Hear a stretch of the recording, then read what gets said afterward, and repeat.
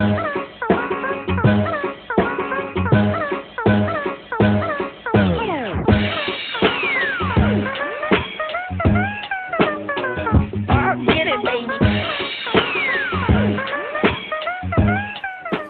Nation, my folks from all over, what it do? Welcome back to the channel. For everybody who's first time tuning in, please like, share, subscribe. Top of the top, y'all, on this Thursday morning. I just came from the gym. I just did strictly cardio tonight. This morning, should I say? I didn't feel like lifting nothing. I just straight cardio, 45 minutes. That's all I did tonight. I ain't gonna put a 10 on it. 45 minutes of cardio. But look, y'all out here in these streets this morning, man, be careful. All this rain out here, shit is crazy. A lot of accidents. I'm looking at the news now. Actually, I'm seeing this big ass fire on 76 in May in the East Coast hood over there. It's a trip. All this rain, you got a big ass fire going, a structure fire. I think it's a mattress factory or something over there. But and I'm looking at the, I look at the freeways. I always watch the news. I like to see what's cracking out there. The news is informative. A lot of people don't like to watch the news. They make them sad. I like to see what's going on in the world, especially with this flood, all these floods, this storm watch we on. I know people from down south like, what y'all know about storm watch in California, in Los Angeles? Nigga, we get storms out here too. We got the coast right there, bruh. This the Pacific Ocean. We got storms and shit out here. They ain't as bad as it be like in Florida and shit like that, the other states, but we be on storm watch. This shit is hard out here right now. We got a lot of rain coming through us right now, so it's dangerous out there, y'all. So be careful. You out there driving this morning. I know a lot of y'all like to listen to the videos on your way to work, wherever y'all going, on your way home from work, whatever. Man, just be careful out there. Don't take shit for granted.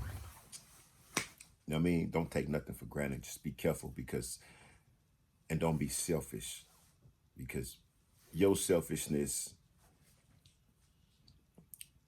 can easily become somebody else's pain, meaning a family member, because the love they have for you, and you do some dumbass shit, and then you fuck yours up, and you didn't die to some shit, and they, that's their pain.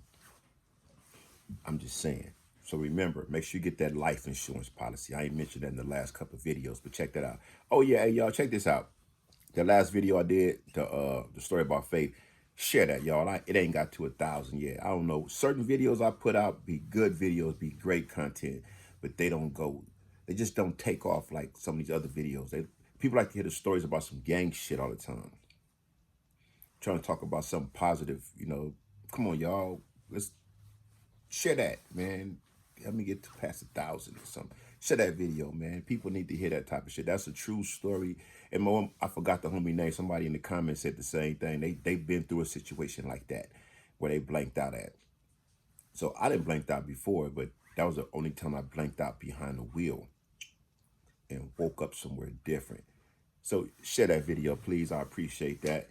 And much love and shout out to all of y'all for tuning in. I appreciate y'all support every time. And for y'all that do be sharing my content, good looking out. And all y'all that be commenting on it. Appreciate all that. So on this episode of Gangbangers Life Coach, I'm going to give y'all another story. I like to share stories because I got so many of them. And I just like create different playlists.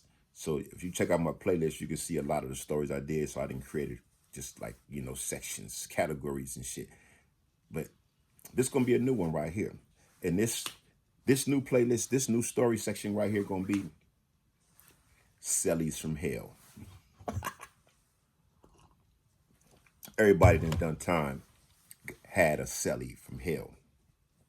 Whether you had to beat his ass or he beat your ass, whatever. You done had a cellie from hell. So I had several. That's why I said this is going to be a whole new category on my playlist section right here called Cellies from Hell. I'm going to start off with this one with this cat, this old brother I met. I was in TEHACHAPI on 4A. And I was in the cell with this dude. It's a trip how people be like to talk this black shit, but then you be on some, you be on some racist shit towards your own people. That's why I don't just buy into everybody be talking this black shit, because I see how y'all act. Y'all ain't really for your people. You don't really care. You just talking that shit because it sound good. But you don't really give a fuck about black folks, and you black. You know what I mean? So some people be like that, and they just be fucked up in here. So this dude here, old brother, he had life. I had life too. We both had life. He had 25 to life. I had 70 to life. So we sell these. Now I just starting out. Well, I ain't just starting out. No, at this time I only have a TV, but I had been down. This could have been like 98 or something. So I had been down like 2 years. 2 years already. So I'm in Tehachapi. I come down from Pelican Bay. So what they did was, at the time, they came with these voluntary transfers for people to leave Pelican Bay to go to Tehachapi to get closer to home. And it was like they needed 150 people. They had 150 beds. So I was in school in Pelican Bay. Just so happened I come out on break. It's right by the program office. This time I was on AR. And I see these little flyers, these little applications they got. And it was like, people want to go to Tehachapi, get closer to home. So quite naturally, most of us, all of us from down south, we want to get back down south because we at the Pelican Bay is damn near Oregon. It's 4 miles from the Oregon border, so that's the top of California. LA is way down here, down at the bottom. So we want to get down here. And Tehachapi happened to be one of them prisons, which is in Kings County, no, Kearns County. Yes, like it's in Bakersfield. It's Kern, I'm thinking about Corcoran. Yes, Kern County. So Tehachapi's right there up to 58 freeway, if y'all don't know what I mean. 58 freeway, coming to California highways out here that runs through Bakersfield from Mojave Desert. So quite naturally, I'm from LA. I want to get close to home. Not that I was getting visits, but there was a possibility because at the time, my girlfriend, I still had her. She was living out in Colton still. So I'm thinking I get closer to home, maybe I get some visits. Didn't happen, but I made it down there. So while I'm down here, I'm in the cell with this this miserable ass brother right here. He was cool to a certain extent, but he was just too miserable. And check this out. Now let's put things in perspective, right? I had to give y'all the picture, so that's why I put all that other stuff. I write books too, so when in the author's term, that's called filler. What I just did, that just made it go to the next paragraph to get to the next page. So I just gave y'all a bunch of filler to give y'all a little description, to give y'all a better picture of what I'm talking about. Help you see it a little better, right? So, yeah, I forgot what I was saying. Let me hit this coffee one more time.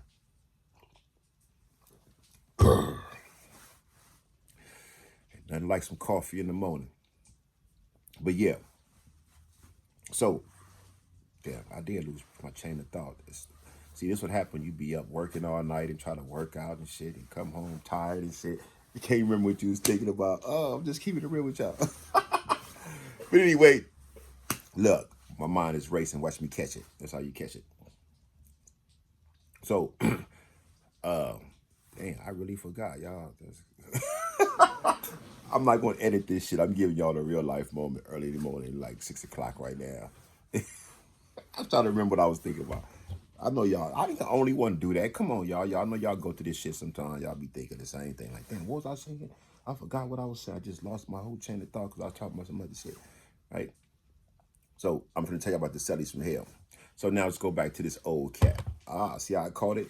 Jump back on it. So this old brother I was in the cell with, I respected him. He was cool, but he was funny style because he was miserable. He the type of person that's sitting up here talking about sellouts and shit, right? So me and his brother's been in the cell. He's one of them dudes that was controlling with his little TV over there. Oh, count the bottom bunk. I'm up here. He one of them dudes that go to sleep. He cut his TV off.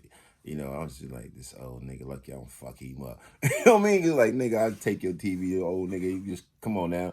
But he was supposed to have been a pimp. He was a pimp before. That's how he caught life over some dope. He got struck out for some crack with some smoker chick that was his hoe, whatever. That's what he called her. This brother had a look. This brother had a photo album. He had a big old thick photo album like yo, right this thick. Seriously, put a whole bunch of pictures. He had a whole bunch of pictures of black women in this cheap ass lingerie. These is his hoes. You know what I mean? So now watch where I go with the story. Now see that's part of my description. Now, so here it is. We talking. We done said we watching TV, flipping the channel. This time Oprah was out. I think Montel Williams is out. All these shows is on. So now we in here. It's like People know that's been in prison around 4:30 around that time of day. It's count time, so we in the cell. So I'm in the cell. I'm up on the top bunk, just looking down the shit. Now I got life, so I got a lot of shit going through my head. This is where I also learned how to write fiction. I started writing my books right here in the cell with this dude. That was my way to escape. That was my way to get away from his bullshit, hear what he was talking about. So that's what writing did. The creativity of a writing, of just writing stories and stuff, took me away from the situation I was in, took me out of the environment I was in, put me in a whole different fictitious environment that kind of, helped me do my time. So I started writing a lot of fiction. I'll tell y'all more about that later. So now I'm in the cell with this dude, this old cat, right? And he flipping his channels, he watching shit. So here it is, he flipping past Oprah, Montel Williams, and all this shit. And first thing he says the same thing a lot of other black folks say. Oh, sellout ass bitch. Oh, sellout ass nigga. That's what he said, right? You calling Oprah a sellout ass bitch. You calling Montel a sellout ass nigga. Some of y'all might agree with that. I don't. I'm not getting into that debate. I'm not saying they are. I'm not getting into that. I'm not getting into that. But I'm just saying some people feel like that, right? Now, this is deep right here, y'all. Because watch where I go with it. Some people love to quick and say, Michael Jordan, the sellout, he invested his money in prisons and shit like that. He put money in prisons. Oprah's a sellout. Montel, all these people were sellouts because they didn't do this, they didn't do that, right? Nigga, how many real Crip and Blood niggas you know that's putting shit into their community, that's really investing into the students, into their community, that's really trying to push kids through high school, through college, that got some kind of trust funds for these kids? How many real Crip and Bloods, how many that's doing that shit, right? So here it is. I'm in a cell with this dude, right? This old pimp cat.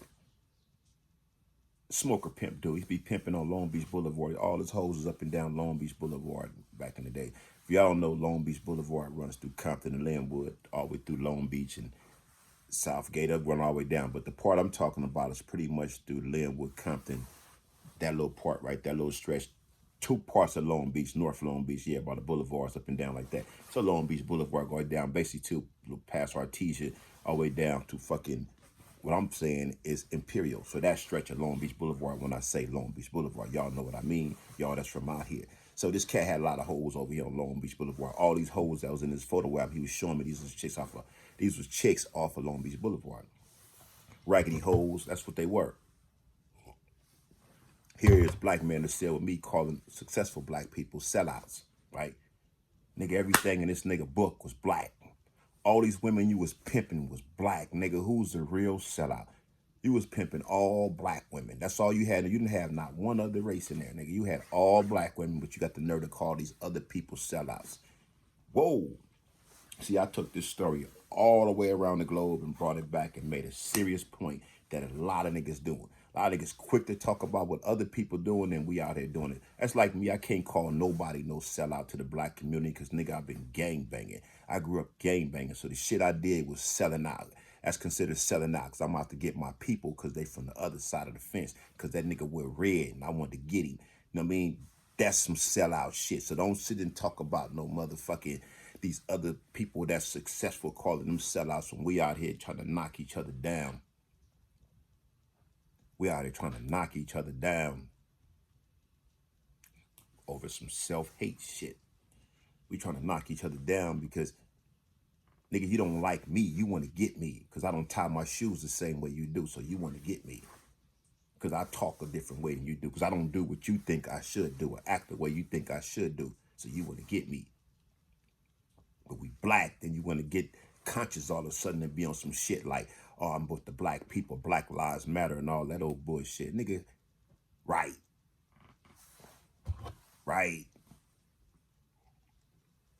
Selling some hell. So this cat was like that. He was in there, always had some slandering shit to say about some old black people. But I'm like looking like, damn, nigga, you was a pimp. And everything you was pimping was black women. Need I say more? I think that shit is self-explanatory with my point, what I'm trying to say here. Nigga, don't call nobody no sellout, nigga, if you pimping black women. Regardless if they let you do it or not, you pimping black women, but you calling successful black people sellouts. Nigga, you out here shooting up black men because they not from where you from. But you gonna call these other people sellouts. See, sometimes you got to just be real with it, right? A lot of people don't want to be real with it because we've been living in a motherfucking fictitious world with a lot of real activities, right? We've been doing it's been a lot of bullshit, a lot of smoke screens that like fabricated our visions and shit. Had us got us thinking and what we doing is the way it's supposed to be done. Niggas is brainwashed to believe that this is what we doing. This is the way it's supposed to be done. This is everything. This is the life. This is it. You say that shit, but you're not keeping it 100 with that script because you're doing some dumbass shit on the side. You done some dumbass shit your damn self, but then you got something to say. See, it's always easy to point fingers and saying this type of shit about each other. Don't want to be held accountable for yourself, your own motherfucking actions. So this cat is Sally from hell, rose to being and just slandering our people. Just everybody successful black man. You got something to say about them. You know, it's like damn. That. You know, at the time, just sitting up in there like, you know, damn. You know, I know what I'm in prison for. You know, black on black crime. So I'm just sitting there just checking him out. But he gave me focus. Because when you're able to see some shit in somebody else, sometimes you can just sit there and say, damn, do I sound like that? You should think like that. Do I sound like that? Look how this brother sound. I don't ever want to sound like that. And he just old and bitter. He got life. Nigga, I got life too. But I ain't bitter. I know what I did. I put myself in there. I did that. Open and do that to me, nigga. Open and put me. Open and say, nigga, go out there and shoot up these niggas. They didn't tell me to do that shit. They didn't say that shit. Montel didn't say go do that. Even though I was writing Montel when I was in prison trying to create this motherfucking free Raymond campaign. I had Crackett at one time and I was trying to get Montel, you know, to get on this show. That didn't work, obviously. But yeah, bro was a celly from hell. He had his ways. He was just in there. He was niggas old nigga with old ass braids in his head. Must take the braids out. Nigga hair still stinking. You know, I didn't have braids, so I know that smell. Like, damn, this nigga down here. Selfish old nigga, bitter. Like to act like he was out there having all kind of shit. You see a lot of them dudes in prison act like you was out there balling and shit, but you petty with your shit in your cell. Nigga, a lot of niggas I know that really had shit wasn't petty. If you respectful. If they allow you in they cell, they respect you. Nigga, you welcome to everything. But then you always got niggas who like the front, like, nigga, I had this, I did that, but be in prison, be petty as fuck. Like, oh, you, like, come on, man. You didn't really have it like that, nigga. You just one of them jailhouse lies. That's all you niggas is, man. But this brother here, he was my first. I think that's the first. Wait a minute, I'm thinking about my other terms. I had to go back on my other terms and think before I say that. Because on my last term, it's 21 years straight I just did. On that journey right there, I'm gonna say he was the first study from hell. I got quite a few more. When you do a lot of time in level 4 prisons and level 3 prisons, you have a lot of cellies. And you encounter all different types of people. And we all done it. That's done time. And we all got stories to tell. Niggas done experienced some real weird shit. Some real weird shit. Some real bitter people. Some people that just be in there just like, you know, I mean, real moody. These is dudes that y'all think is some real niggas you see on the streets. Let me tell y'all something. A lot of people y'all see on the streets and that rah shit. No, bro, it wasn't like that in prison. Niggas was in there minding somebody. Niggas was in there doing a program trying to get the fuck out. Then you see them out here and they, yeah, I was like, but trust me, bro. A lot of niggas, homie. I just heard somebody else on another channel say that. A lot of these cats, man, and when I say niggas, I don't just mean blacks. I mean all races. All races got niggas in it. Let's be clear that. All races got niggas. You know what a nigga is? All races got niggas. So it ain't just black folks. So all y'all niggas is niggas too. That's why we other race call each other niggas. Because all you niggas is niggas. We all got niggas. Oh, I'm just on one this morning. But for real though, y'all see people, y'all think they was in prison. No, man, no. No, bro, you wasn't doing nothing in prison. You didn't do shit in prison. You didn't participate in nothing, didn't have a voice in nothing, didn't try to be a part of nothing. A lot of niggas is just out the way in prison. But then they be out here, and for people that don't know prison, You know, women and shit mainly, but then people that's never been to prison, they see these dudes and they got that walking, that talking like, nigga, I just did all this time and saying quitting. Like, yeah, nigga, you was saying quitting level 2, you wasn't doing shit. Stop, come out here fronting. Don't niggas ever grow out of trying to be a tough guy? At some point in time, you gotta stop trying to be the tough guy, man. Let the tough guy go. Let another nigga have a tough guy. You know what I mean? But you got them type of people, and they be in prison, and I'd encountered a lot of people like that. You know what I mean? And like I said, if you do a lot of time, you meet people like that. And he was one like that. He'd get on the streets and get to the bitches and shit like he the toughest nigga. But nigga, you was bitter in there. You was a bitter old man, dude. Come on, man. You just lucky a nigga didn't just fuck you up in there. But it's like, don't get no stripes off of no shit like that. It's just like, this old dude, man. Nigga ain't got time for that. Like, all right, nigga, you old dudes, people, period, are set in their ways, young and old. But especially when you got life and you bitter, you just in there feeling like everybody owe you something. That's the case. That's what it is. People, we tend to get life and feel like niggas owe me something. Now, for me, gang members, I'm gonna keep it real, bro. If you banging, homie, I don't give a fuck. You banging, you a real member from where you say you from, and you doing time from the hood, niggas do owe you something. Niggas do owe you something. You didn't put in work for the hood and you doing life and all this time. Niggas do owe you something, bro.